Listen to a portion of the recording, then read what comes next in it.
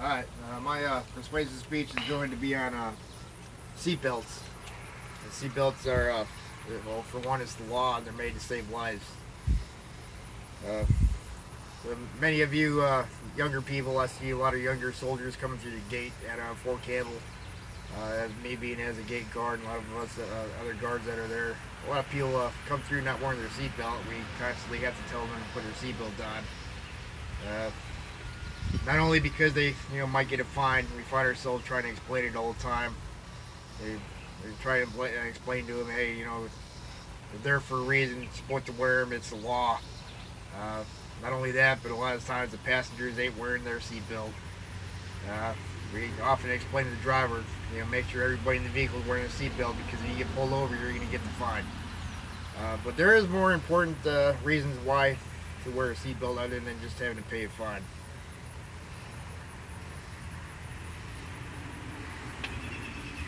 It can save your life. So always wear your seatbelt.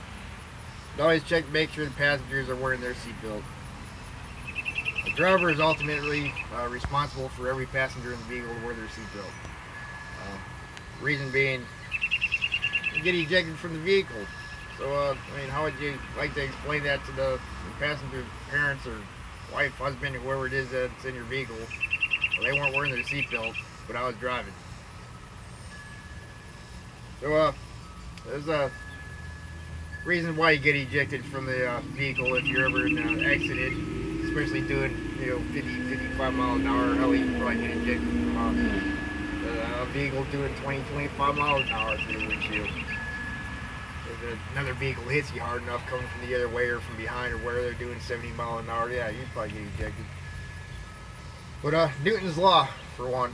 I'm going to explain theme parks. If you're ever at a theme park, Six Flags, one of those little roller coaster ride places, why do you think they put a seatbelt on you? To keep you from flying on a dang thing, going in a loop-de-loop, whatever.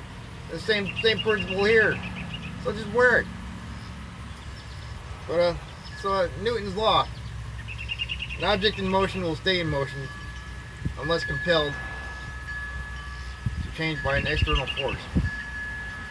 And the object will remain at rest unless compelled to change by an external force. Meaning, here's a good example. You're playing pool. You got a ball sitting there, and you hit the cue ball, the little white ball, and you're trying to hit the 8 ball in. Well, the white ball hits the 8 ball, forces the 8 ball to go wherever you're trying to aim it at. Yeah, though. Sometimes the cue ball might stop. It might go in another direction, but it forces the other ball to go in that direction. Same principle. So for every force of nature there's an opposite force. The physics are applied to every person in the vehicle. The body is still in motion when the vehicle suddenly comes to a full stop.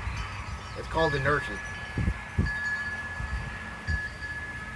Newton's Law is a scientific fact. You're driving 55 miles an hour down the road and you hit a tree. Your body, if you're not wearing your seatbelt, is still going to be going 55 miles an hour through that windshield. The head-on collision. You've ever seen a head-on collision? No, I never really have, or haven't really been in one. I haven't really known anybody in one, but yeah. If you're doing 55 miles an hour and the other person doing 55 miles an hour, you pretty much just double that speed when you guys collide,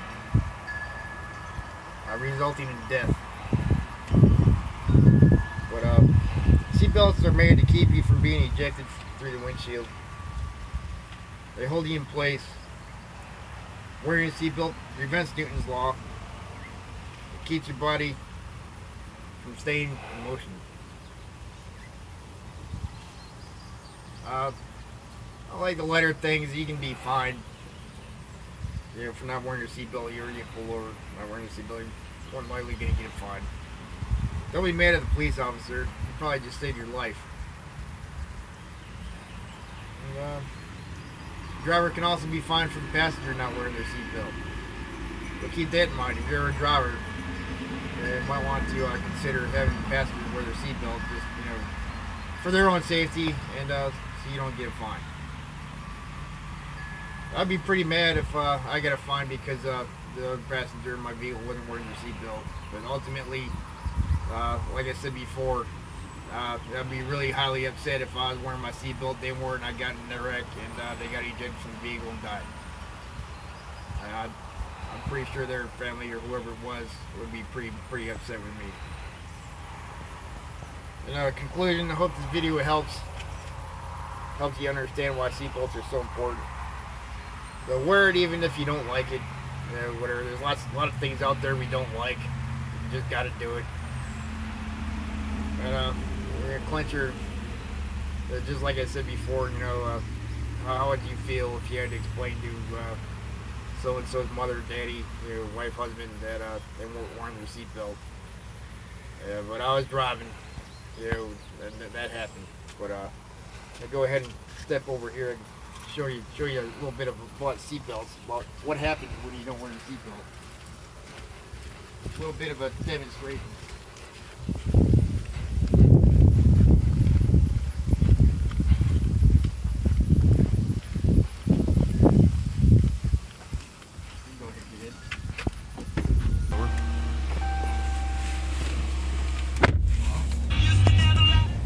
So as you can see, most newer vehicles, don't wear your seatbelt, put it in drive, and start beeping at you. It's got a little red light thing. But see, there goes driver seatbelt unbuckled. So put your seatbelt on. Go ahead and put your seatbelt on, sir. Here's one thing about motion. Newton's law, inertia, whatever you want to call it. You hit the brake, that's what happens. Most of the time, if you notice, the wheels are the only thing that are slowing down. The rest of the vehicle is actually still kind of going. It's a little bit heavier than just the wheels. So if you just want to call it that, that's just, it is what it is. It's like you're backing up. You notice I went backward when I hit the brake.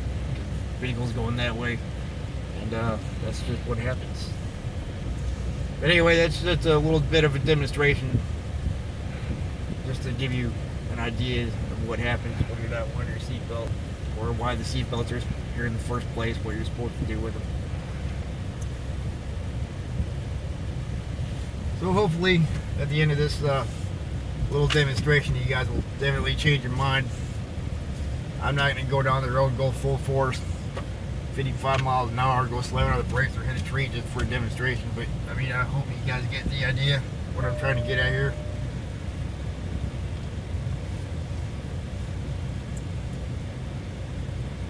Make sure you use everything that's in the vehicle, the mirrors, backup camera, whatever you got, back up to. And if you can't park it, don't buy it. Alright, that's all I got. Later.